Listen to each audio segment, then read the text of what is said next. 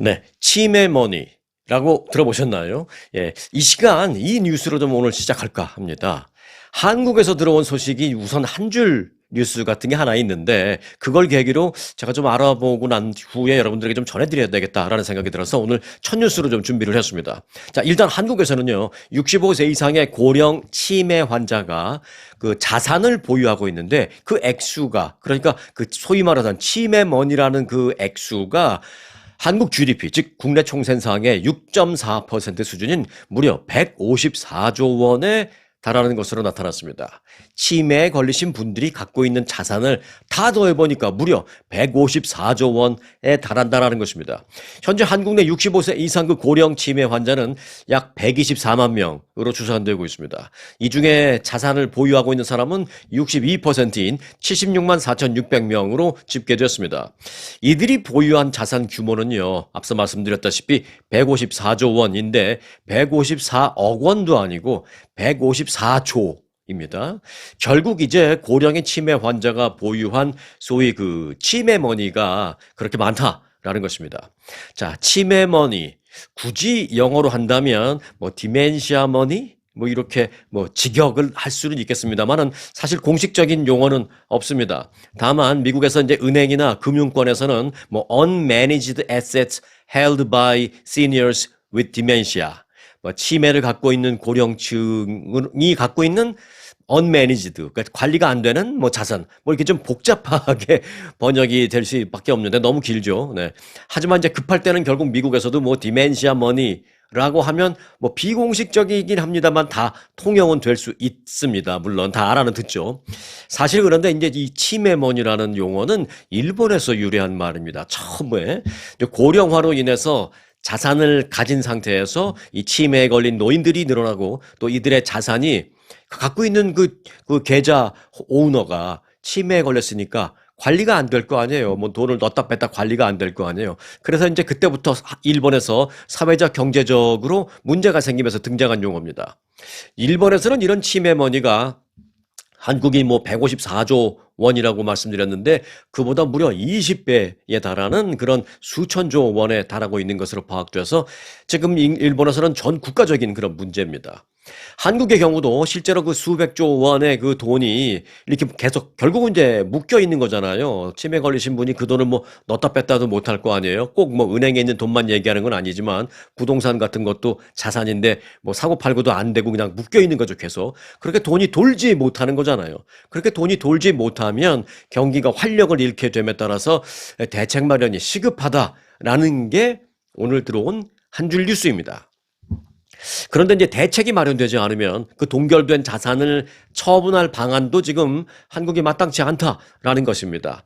그래서 여러 가지 문제가 발생할 수 있습니다. 재산을 어느 정도 갖고 있는데 그 상태에서 치매에 걸려버리면 내가 누군지, 이 통장에 있는 이 돈이 누구 건지, 또 뭐 예를 들어서 이 부동산의 그 오너가 누구 이름으로 되어 있는지, 내가 그 부동산의 주인인지조차도 뭐 모르는 그런 상황이 계속 반복되는 거죠. 예를 들어서 뭐 은행의 통장이라고 예를 든다면 그 은행의 계좌 번호도 잊어버렸어. 그 은행 계좌의 뭐 비밀번호도 잊어버렸어. 뭐 전혀 알지 못하게 되니까 금융권에서도 참 난감할 수밖에 없습니다.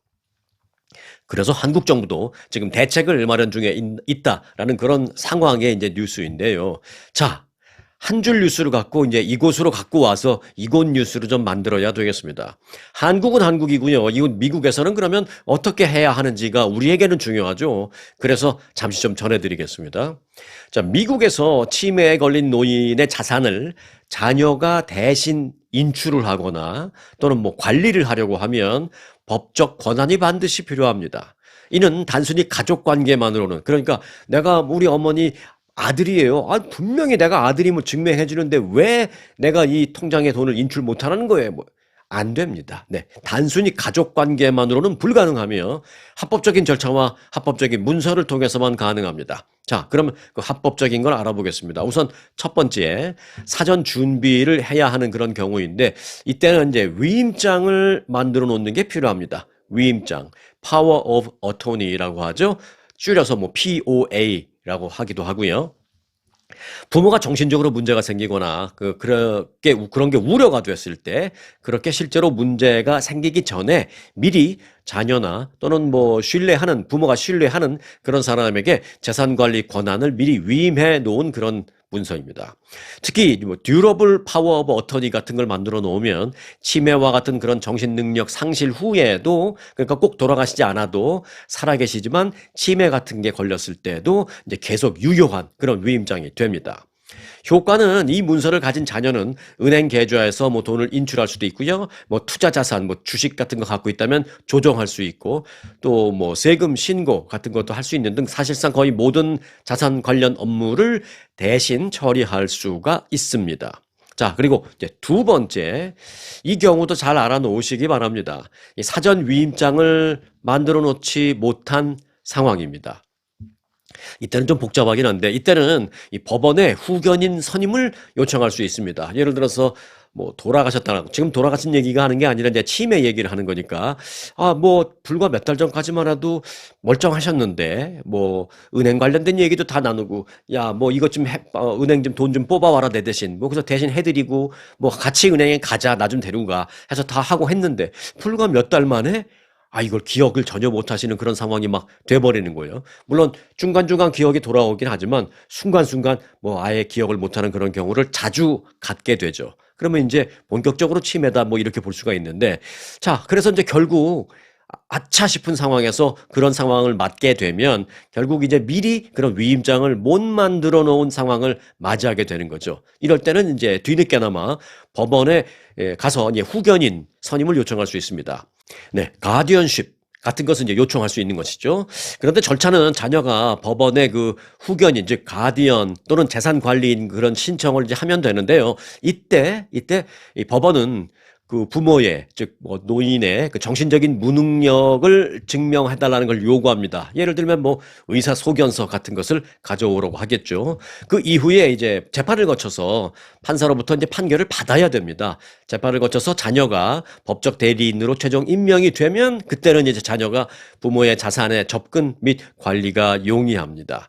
하지만 단점이 있습니다. 예. 시간이 많이 들고요. 비용이 들고, 또 법원에 계속 다녀야 되는 그런 복잡성 등등이 있고, 특히 이제 그래서 이제 최종 판결을 받아서 내가 가디언십으로 인정이 받았다 하더라도 그 이후에 법원이 조건을 달 수 있습니다.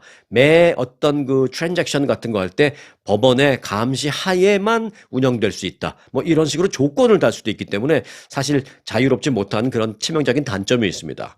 자, 그래서 사실 가장 좋은 게 바로 트러스트를 통한 관리입니다. 사실 이것도 물론 사전에 설정해 놓아야 한다. 사전에 미리 만들어 놓아야 한다는 것은 앞서 말씀드린 그 위임장과 뭐 같은 공통점이 있습니다만, 사실 그 위임장도 사실은 좀 약해요. 그래서 가장 중요한 게 이 트러스트를 만들어 놓는 것입니다. 리빙 트러스트, 뭐 많이 들어보셨잖아요. 자, 고령의 부모가 리빙 트러스트를 만들어 두고 자녀를 후견인, 즉 석세서 트러스티로 지정을 해 놓으면 치매가 진행된 후에도 자녀가 자산을 대신 관리할 수 있습니다. 이때는 뭐 법원의 관리나 감시, 무슨 전제 조건 이런 것도 필요 없습니다. 리빙 트러스트는 그 자산 분배나 또는 세금 면에서 봤을 때도 아주 최적화, 유리합니다만은 사전에 좀 작성을 해 놔야 된다. 가능하면 이 리빙 트러스트를 전문적으로 하는 변호사 가 만든 그런 것이 가장 좋다. 요런 뭐 단점이 조금 있죠. 뭐 어찌 보면 단점도 아닙니다만은. 자, 그리고 이제 마지막으로 주의할 점 간단히 전해드리겠습니다. 이 같은 사전 준비나 사후 법적 요청 등 이게 없을 경우에는요, 단순히 자녀라고 해서 그 치매 걸린 부모의 자산에 임의로 접근하거나 뭐 돈을 인출하거나 하는 것은 불법입니다.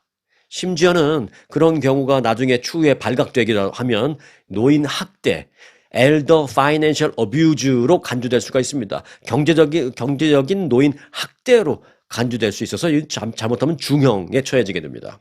그래서 실제로 모든 공식기관들, 예를 들어서 은행이나 증권사나 보험사 같은 곳은요, 이 POA, 위임장, 파워 오브 어토니 위임장이나 후견인 명령서 또는 이 트러스트 문서 없이는 자산 접근을 허용하지 않는다. 라는 점을 반드시 유념하시기 바라겠습니다. 오늘은 한국에서 들어온 그 한국의 그 관리가 되지 않고 있는 묶여 있는 치매머니가 무려 154조 원에 달하고 있다라는 그 한 줄 뉴스를 보고 제가 약간 좀 깜짝 놀라서 맞아. 이게 정말 문제다. 한국도 그렇지만 미국도 우리가 좀 알아놔야 되겠다라는 생각이 들어서 미국 쪽의 이 정보를 취합해서 한 줄 뉴스를 한 10줄 뉴스로 만들어서 여러분들에게 전해드렸습니다. 자, 다음 소식입니다. 일론 머스크로 인해서요, 미국에서 지금까지 없던 새로운 시티가 생겨났습니다. 텍사스주의 스타베이스 시티라는 이름의 시가 새롭게 생겨나게 된 겁니다. 스타베이스라는 이름은 그 일론 머스크 그 테슬라 CEO가 갖고 있는 우주 기업 있죠? 스페이스X의 우주 기지가 있는데 그 우주 기지의 이름이 스타베이스입니다. 그런데 우주 기지가 아니라 아예 그 지구에다가 텍사스에다가 그 스타베이스라는 이름의 도시를 만든 겁니다. 뭐 완전히 아무것도 없는 거에다가 막 뚱땅뚱땅 만든 게 아니라 기존에 있던 도시에 어찌 보면 그 행정적인 이름을 바꿔버린 것입니다. 실제로 그 해당 지역에는요, 기존에도 스페이스 X 직원 수백여 명이 밀집해서 거주하고 있는 그런 지역입니다. 바로 텍사스주 캐머런 카운티 가 이제 바뀐 겁니다. 스타베이스 시티로. 이곳의 주민들은요, 주민 투표를 통해서 엊그제 이 지역의 이름을 스타베이스 시티로 변경하는 안건을 통과시켰습니다. 투표는 투표권이 있는 주민 283명인데, 이제 그러면 딱 주민이 283명은 아니고, 아이들도 있을 거고 그러잖아요. 이제 그거 빼고 투표권이 있는 사람은 283명이었는데, 이 가운데 222명이 참석했습니다. 그래서 찬성 216. 반대 6표로 압도적으로 찬성 97% 압도적으로 통과가 되었습니다. 스타베이스 시는 텍사스주 최남단 해안가에 위치한 면적을 굳이 따지자면 한 5평방킬로미터 정도 되는 그 스퀘어 피트, 마일로 따지면 한 3.5 평방마일 이 정도 되는 사실 소규모 마을입니다. 전체 주민은 한 500명 정도 되는데 거의 대다수가 이 스페이스 X라는 우주 기업에 다니는 직원들입니다. 이번 투표에서 선출된 그 바비 피든이라는 시장은요, 스페이스 X의 부사장 출신이고요. 또 시의원도 2명 뽑았습니다, 이번에. 그런데 모두 스페이스 X의 전현직 직원입니다. 이들은 경쟁자 없이 그냥 출마를 해서 바로 당선이 됐습니다. 일론 머스크는 텍사스주의 스타베이스 시티가 이제 진짜 도시 같은 도시가 될 것이다. 이렇게 말을 했습니다.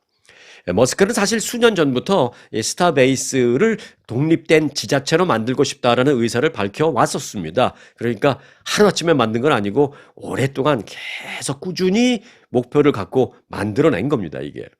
한편 스타베이스 시티가 새롭게 설립이 돼서 이제 본격적으로 행정적인 기능을 하게 되면 약간 우려되는 부분도 있어요. 뭐냐? 일론 머스크가 모든 권한을 다 가져버린다는 것이죠. 물론 작지만. 도시 개발 계획 같은 것도 직접 다 정할 수 있는 그런 권한을 갖게 된다는 게 어찌 보면 장점이지만 또 어찌 보면 약간 걱정되는 부분, 이렇게 얘기가 나오고 있습니다. 일론 머스크는 그래서 자체 구역 용도 설정 다 할 수 있고요. 세금 징수에 대한 것도 다 할 수 있고, 세금을 더 올릴 수도 있고, 아예 시리 텍스는 없어 할 수도 있고, 또 행정 인력을 마음껏 채용할 수 있고, 건설 프로젝트 등 마음대로 허가를 내줄 수 있는 그런 권한을 갖게 됩니다. 그 안에서는요. 이에 따라서 일론 머스크의 도시나 마찬가지다. 이런 얘기도 나오고 있습니다. 이름은 스타베이스 시티지만 어찌 보면 일론 머스크 시리다. 일론 머스크 제국까지는 아니어도 일론 머스크의 도시다. 이런 얘기까지도 나오고 있습니다. 일각에서는 일론 머스크가 그 해당 지역에 대한 어떤 개인적인 통제권을 오용 또는 남용하는 게 걱정될 수도 있다. 이런 얘기도 있습니다.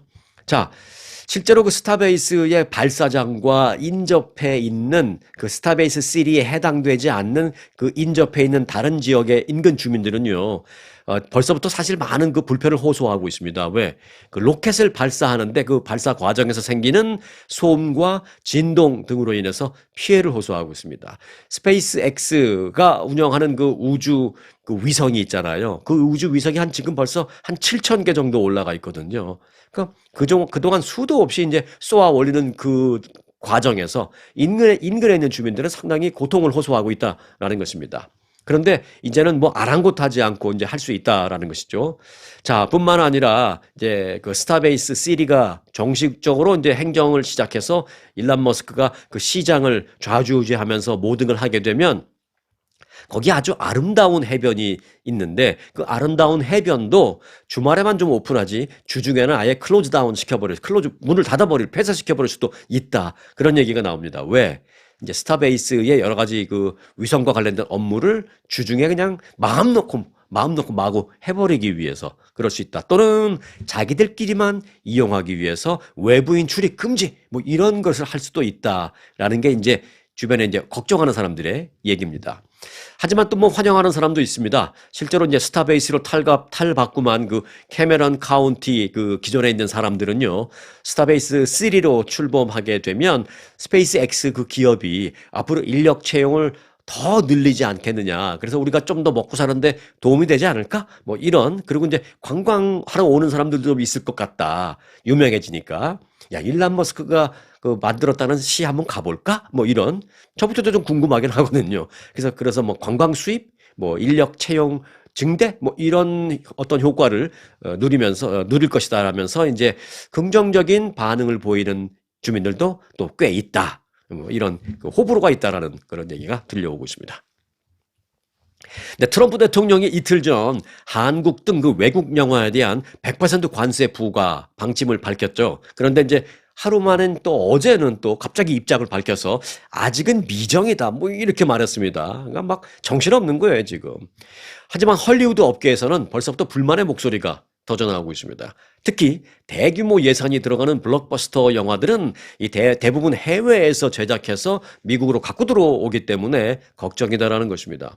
이와 관련해서 전문가들은 트럼프 대통령은 해외에서 영화를 제작하는 것을 아예 막으려고 하는 것 같다라면서, 하지만 이로 인해서 영화 제작 비용만 더 증가할 것이며 또 영화사와 관객 모두에게 재앙이 될 것이다. 이렇게 말했습니다. 지금 뭐 구조적으로 그렇다는 거죠. 그리고 그 관세가 부과되면 이제 값이 올라가니까 결국 어떻게 돼요? 영화 관람 티켓 값이 올라갈 수밖에 없기 때문에 모두에게 악영향이 될 것이다라는 얘기입니다. 실제로 외국에서 제작된 영화가 관세가 붙게 되면 그걸 갖고 들어오는 돈이 비싸지기 때문에 미국의 관객들은 더 비싼 티켓 값을 지불해야 한다라는 게 헐리우드 관계자들의 얘기입니다. 트럼프 대통령은 미국의 영화 산업을 다시 부흥시키기 위해서 외국 영화에 대한 관세를 부과하기를 원하는 것 같습니다만은 정작 영화계에서는 원하는 건 그게 아니라, 원하는 건 관세가 아니라 미국 내 세금 혜택에 있다라고 말하고 있습니다. 영화 관계자들은 대통령님 짚어도 잘못 짚었어요. 관세를 또 여기다 때리는 우리가 원하는 건 그게 아닙니다. 우리한테 좀 세금 혜택을 주어서 미국 내에서 영화 제작을 할 때 비용이 좀 많이 들어가지 않게 혜택을 주는 것. 우리가 원하는 건 그겁니다. 이렇게 말하고 있습니다. 실제로 헐리우드 영화계의 여러 단체들은요, 그동안 연방정부의 그 영화 산업 경쟁력을 높이기 위한 세금 인센티브를 제공해달라고 꾸준히 요구해 왔었습니다. 헐리우드 업계는 영국 등 많은 그 외국 정부가 풍부한 세제 혜택과 또 낮은 인건비 등으로 영화 제작을 그쪽으로 끌어들였다라고 지적했습니다. 지금 뭐 사실 영화 만드는 기술이 한국만 해도 지금 헐리우드 못지않게 테크닉이 굉장히 발달했습니다. 지금 지난번에 제가 지지난주인가요? 한번 말씀드렸습니다만은 The King of the Kings라는 그 예수님의 그 생애, 예수님의 일대기를 그린 만화 영화가 있습니다. 애니메이션. 그런데 이게 100% 한국에서 만들었어요. 한국 사람들 손끝에서 탄생한 만화 그림이고, 한국 사람 누구더라? 그분 감독이 총지휘해서 100% 순수 한국이 제작한 만화 영화인데 지금 이게 모든 영화들을 제치고 1등하고 있습니다. 오히려 기생충이라는 영화가 미국에서 개봉했을 때에 벌어들인 그 기간 동안에, 한 달 동안의 수입보다 지금 더 많은 돈을 벌어들이고 있습니다. 지금 그런데 그 영화를 보는 많은 미국 사람들은 저게 한국 사람이 만든 건지 미국 사람들 만든 건지 알지도 못하고 그냥 재밌게 보면서 지금 입소문을 타고 엄청나게 대박 흥행을 이룩하고 있는 것입니다. 그러니까 무슨 생각을 하겠어요?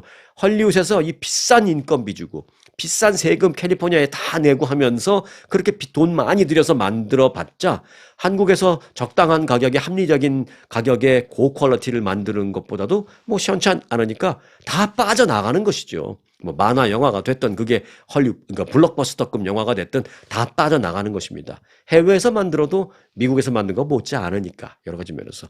그러니까 미국에도 이제 혜택을 좀 줘야지 그렇게 외국에서 잘 만들어 갖고 들어오는 거에다가 그냥 세금을 때려버린다고 될 일이 아닙니다. 뭐 이런 얘기입니다. 때문에 이제 미국의 촬영이나 이런 것도 앞으로는 더 줄어들 거기 때문에 그렇게 관세 때리면은 악순환이다. 이런 얘기를 헐리우드에서 하고 있는 것입니다.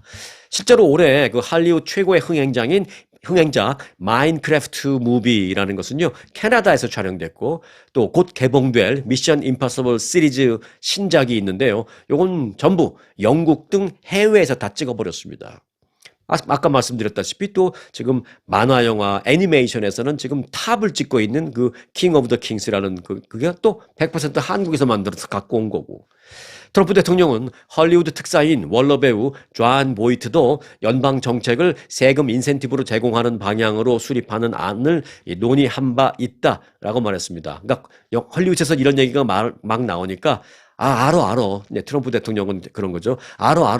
내가 모르는 거 아니야. 내가 헐리우드 특사로 세운 사람 있잖아. 존 보이트.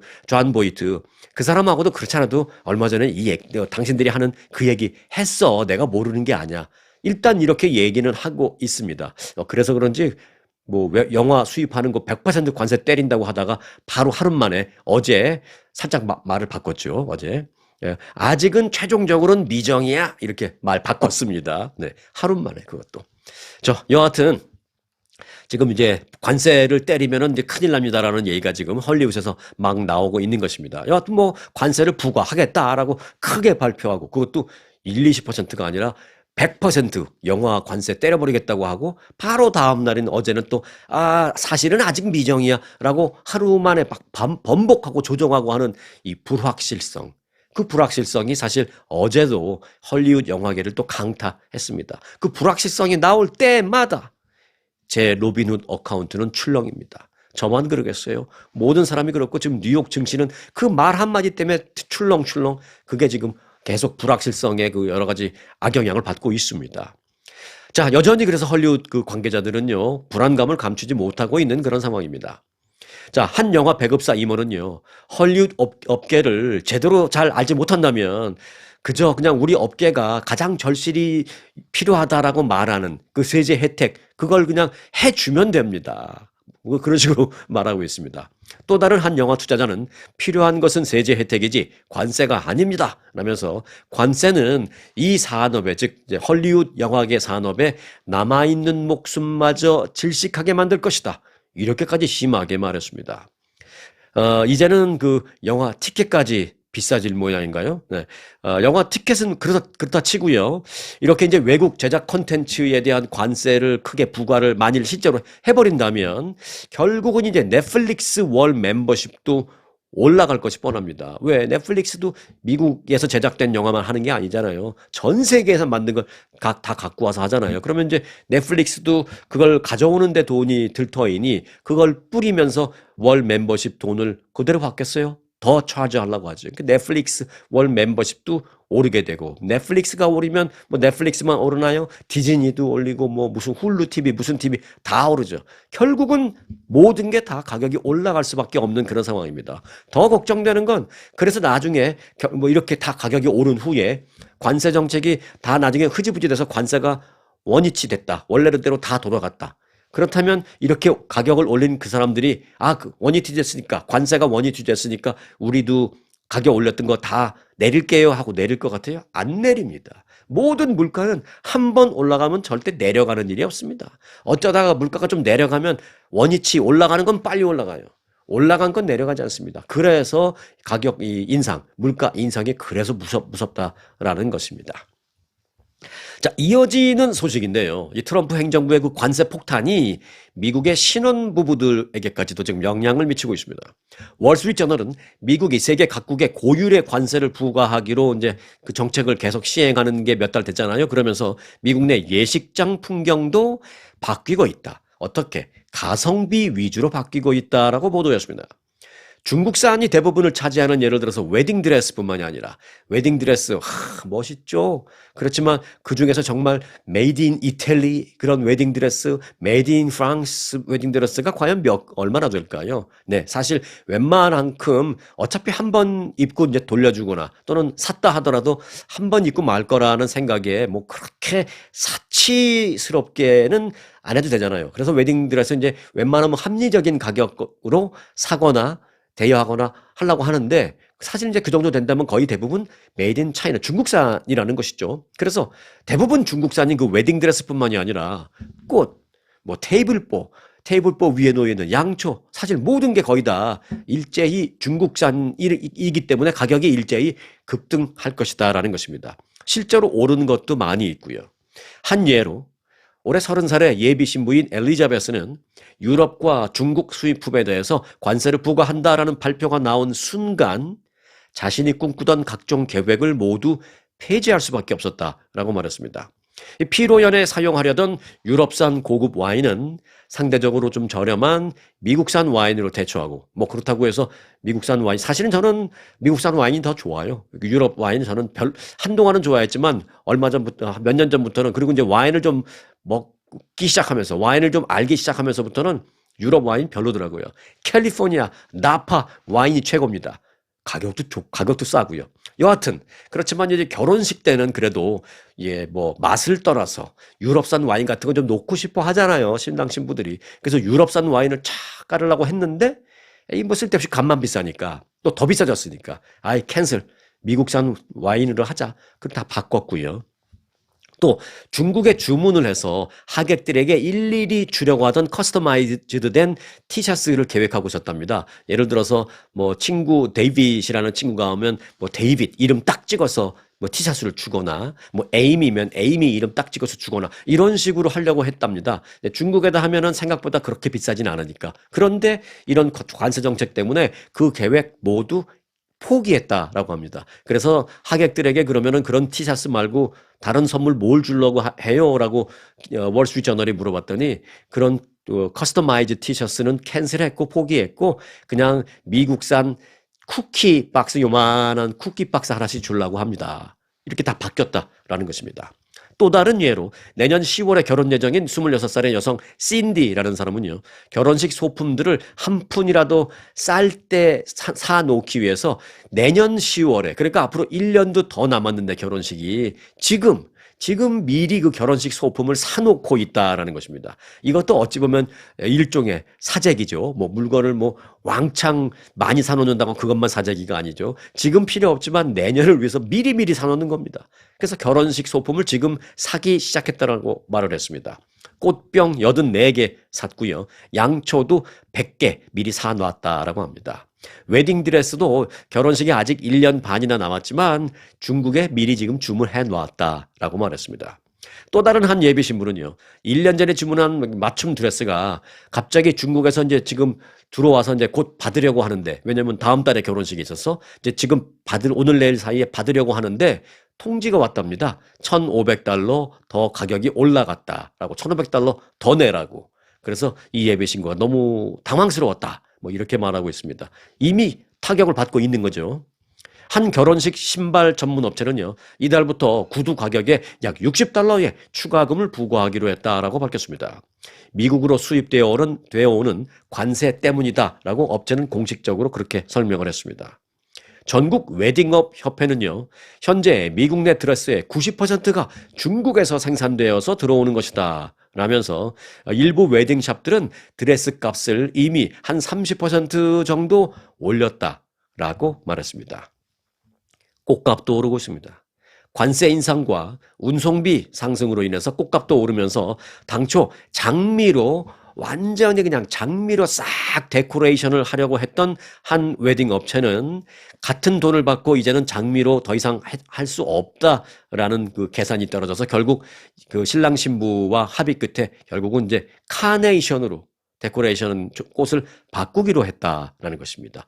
이거야말로 결혼식 풍경을 바꾼 거죠. 결혼식 풍경이 온통 장미였을 뻔했는데 그저 카네이션을 무시하는 건 아닙니다만은 지금 이제 실상을 말씀드리니까 그렇습니다. 그렇게 바뀌게 된 겁니다.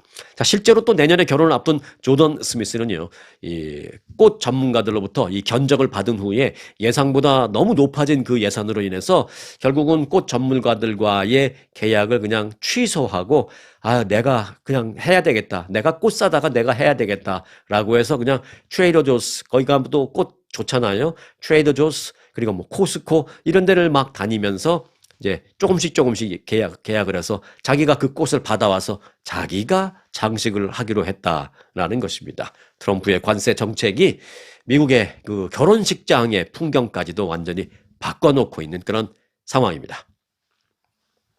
네, 미국의 관세 정책 이후에 중국의 각종 꼼수는 그런데 연일 발달하고 있습니다. 중국 수출 업체들이 트럼프 행정부와 중국산 제품에 부과한 관세를 회피하기 위해서 제3국을 경유해서 원산지를 바꾸는, 그런데 그러니까 이제 중국에서 만든 건데 중국에서 만든 게 아닌 것처럼 제3국을 한번 들렸다가 거기 원산지로 바꾸는 소위 원산지 세탁을 하고 있는 꼼수가 발달하고 있습니다. 파이낸셜 타임즈가 이를 보도했는데요. 한국이나 말레이시아, 베트남 등 아시아의 다른 나라를 거쳐서 이렇게 원산지를 속이려는 중국 수출 업체들이 최근 늘어나고 있다라고 보도했습니다. 물론 한국이나 무슨 뭐 베트남이 관세 부과 없는 건 아닙니다. 하지만 중국에 비하면 상대적으로 낮으니까. 중국은 총 한 145%잖아요. 그러니까 좀 더 낮은 그런 나라를 한번 갔다가 온다라는 것입니다. 미국 정부가 중국산 제품에 부과한 145%의 초고율 관세로 가장 중요한 시장인 이 미국을 놓칠 것 같으니까 결국 이제 중국이 그런 꼼수를 내는 겁니다. 중국의 SNS에서는 그래서요, 관련된 광고가 지금 많이 돌아다니고 있습니다. 이 원산지 세탁을 대행해 주겠다라는 그런 광고입니다. 어찌 보면 불법적인 거죠. 한 광고는 미국이 중국 상품에 관세를 부과했나요? 말레이시아를 거쳐서 동남아시아 제품으로 변신시켜 보세요 라는 내용의 문구로 광고를 하고 있습니다. 또 다른 SNS의 광고글은요, 미국이 중국산 나무 바닥재와, 그러니까 하드플로어 집안에 이렇게 바닥 갈 때 나무로 많이 하잖아요. 요새는 카펫 뭐 누가 하나요? 나무 하잖아요. 그러니까 그것도 이제 중국산이 많죠. 미국이 중국산 나무 바닥재와 또 중국산 식기류를 관세를 때리면서 통제하려고 하나요? 네, 퀘스천 마크. 원활한 통과를 위해서 말레이시아에서 원산지 세탁을 해보시기 바랍니다 라는 내용의 또 광고가 돌고 있습니다. 이런 우회 수출을 도와주는 물류 업체도 있습니다. 몇몇 곳의 그 영업사원들은 물품을 말레이시아 항구로 운송을 하면 거기서 현지 컨테이너에 옮겨 싣고 태그와 포장을 싹 바꿔서 미국으로 보내겠다 하고 아주 구체적인 방법까지 얘기해주고 있습니다. 이웃 국가의 상품을 판매한 다음에 거기서 포장과 태그를 바꿔서 미국으로 넘기는 방식입니다. 익명을 요구한 이들 관계자들은요, 자신의 회사가 말레이시아 현지 공장과 연관이 있기 때문에 또 거기에 무슨 지사를 갖고 있기 때문에 그 원산지 증명서를 발급하는데 전혀 문제가 없으니까 우리 회사를 믿고 우리한테 원산지 세탁 맡기세요. 막 이렇게 대놓고 광고하고 있습니다. 그러면 돈은 얼마나 드느냐? 이들은 1kg당 5위안, 그러니까 이제 달러로 본다면 한 70센트 정도? 1kg당 70센트 정도만 내면 해결책을 마련해 주겠다라고 광고하고 있습니다. 그런데 뭐 이게 보통 하면 뭐 몇백 킬로그램씩 되고 몇 톤이 되고 막 이러잖아요. 몇 톤 되면 몇천 킬로가 되고, 그러니까 이제 이게 70센트가 아니라 몇천 불, 몇만 불로 올라가는 거죠. 자, 미국의 대중국 관세 부과가 중국 업계의 원산지 세탁이라는 기상천외한 현상으로 이어지고 있다라는 것 우리가 좀 이번에 알아놔야 되겠다라는 생각이 좀 전해드렸습니다. 네, 차기 교황 선출을 위한 콘클라베가 이제 오늘 시작됐죠. 자, 이와 관련해서 베팅 업체에 걸린 금액이 최소 한 2천만 달러에 달하고 있다고 이카나미스트가 보도했습니다. 지난 2013년 프란치스코 교황 선출 당시에 그 걸렸던 금액보다 지금 한 50배나 많은 금액이 걸리고 있다는 것입니다. 전 세계 카톨릭 교회 수장을 뽑는 이 경건한 의식 그것과 이 배팅이라는 것을 비교해보면 어찌 보면은 서로 비교할 수 없는, 서로 어울리지 않는 매우 불경스러운 그런 일로 보일 수 있습니다만은 이 교황 선출을 예측하는 그 배팅의 역사는 사실은 좀 불편한 진실입니다만은 꽤 오래됐습니다. 최소 한 4,500년 됐습니다. 4,500년. 한 16세기 정도로 거슬러 올라갈 정도로 사실상 역사가 깊습니다.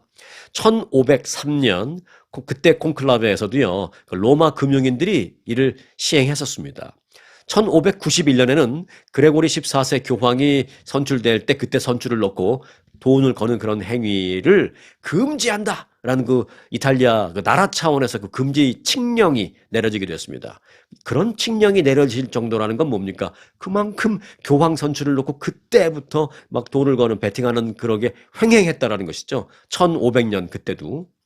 이카노미스트가 추적 분석한 그 지금 현재 그 세계 베팅 사이트에 따르면요. 현재 이탈리아의 피에르토 파롤린이라는 추기경의 선출 가능성이 일단은 제일 높게 나옵니다. 그 사람한테 베팅한 사람들이 가장 많다는 거죠. 지금 현재 28%가 그 사람한테 걸었습니다. 그리고 이어서는 필리핀의 루이스 타글레 추기경 18%, 또 이탈리아의 마테오 주피 추기경 10%, 그리고 가나 공화국의 피터 턱슨 추기경 9% 정도의 순으로 이어지고 있습니다. 자, 오늘 끝소식입니다. 제목은 짝퉁 어디까지 봤니? 입니다. 앞서 그 중국이 그 원산지 세탁하는 얘기를 해드렸습니다만은 이것도 좀 참 마음 안 좋고 그렇습니다만은 또 역시 이것도 중국 얘기입니다. 짝퉁 어디까지 봤니? 네, 지금 중국의 한 관광지를 향해서 사람들이 막 비아냥대는 그런 얘기를 하고 있습니다. 제가 앞서 말씀드린 그렇게 야 너희들 짝퉁 어디까지 봤니? 중국 어디에 짝퉁 끝판왕이 있다 야 막 이런 얘기가 돌고 있는 겁니다.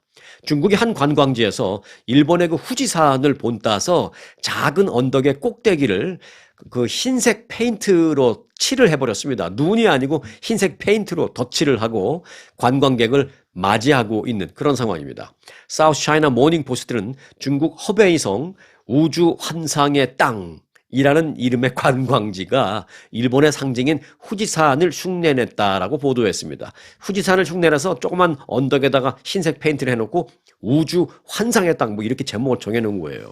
환상의 땅까지는 아닌 것 같은데 환상의 짝퉁일 모르겠습니다만은 자 그래서 이를 한국의 그 서경덕 성신여대 교수가 SNS를 통해서 이제 처음 한국 사람 중에서는 처음 발견해서 이를 한국에 막 소개하면서 이제 이쪽에도 미국에서도 저도 이제 알게 된 겁니다.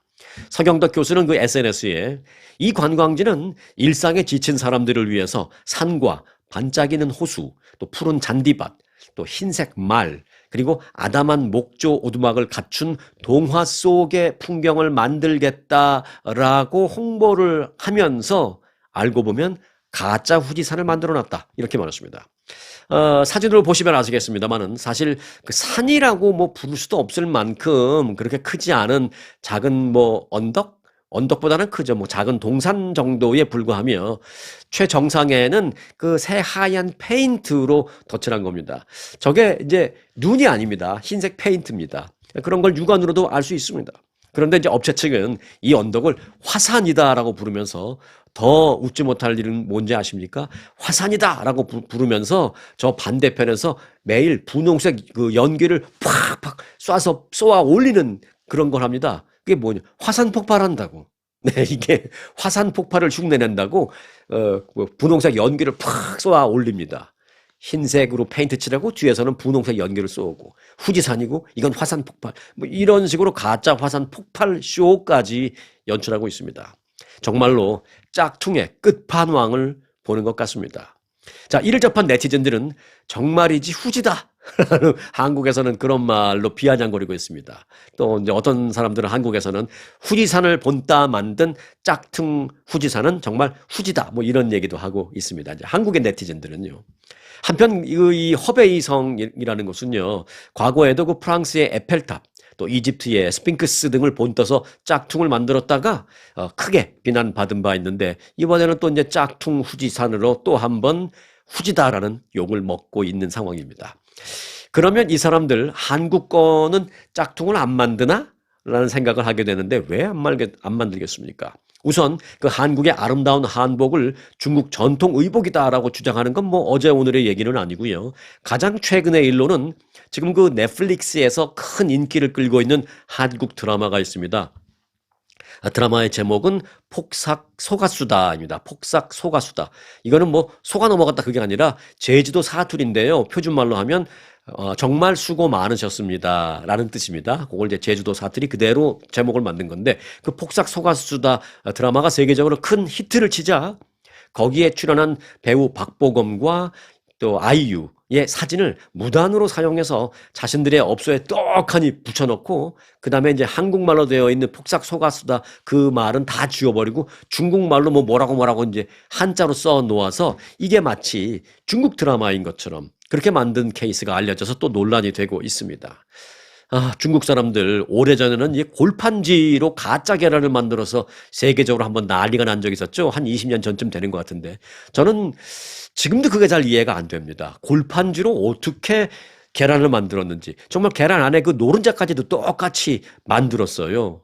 참 그 기술 갖고 다른 좋은 데 쓰면 얼마나 좋을까라는 그런 생각도 그때 했는데 아직까지 이러고 있네라는 생각이 들기도 하면 참 안타깝습니다. 참 이제는 중국도요 좀 제대로 된 글로벌 마인드를 좀 갖췄으면 좋겠다라는 생각이 듭니다.